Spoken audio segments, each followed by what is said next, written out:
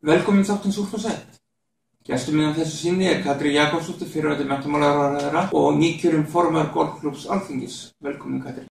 Takk fyrir það. Nú sagðir þú að Bjarni Ben væri ömurlegur golfari. Hver afleiðingin af því? Hann hefur beðið eingöngu í klubbinn, er það möguleiki? Ég held að við viljum mjög gjarnan öll stækka kökuna. En það bara spurning hvað í kökunni og hvort að það bara fyrst og fremst sykur og lyftudufti eða hvort það eitthvað staðbundna eða staðbetra. Já, ég bjóst að fá svar, ekki að fá meðlimir í klubbinn. Já, nú vona því að við hefum aðeins eftir að bæta við okkur, sko.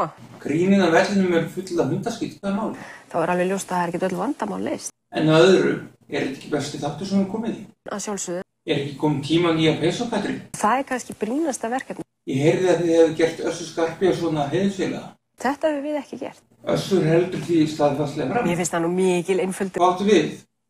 Össur sigraði búndamótinu síðustu helgi og hélt að það yrði sjálfkrafa kjörinn heiðursfélagi. Það var bara nákvæmlega það sem gerðist. Árni Páll sagði að þú væri lélegur golfari. Mér finnst það mjög einkennilegt. Hann sagði að þú væri þrjóskarnar sem þrjóst er og eftir að tanna þig drasl. Ef einhver með skítkast, þá þarf ekki alltaf að svara í sömu mynd. Águgurinn hefur eitthvað húðum daginn. Já, hann hefur gengið í gegnum sveiflur, en að mitt mat það að hann búinn að standa sig alveg feikilega vel. Heldurðu að págugurinn lifi til tvítugs þrátt fyrir allt sem undan það gengið? Finnst mér það í hæsta mót ólíklegt. Er ég búinn að vera erfiður spyrill og bjóða pizzasneið? Þá lagast þetta allt. Færð ekki, ég á bara eina, en þakka fyrir gott vill. Takk fyrir það.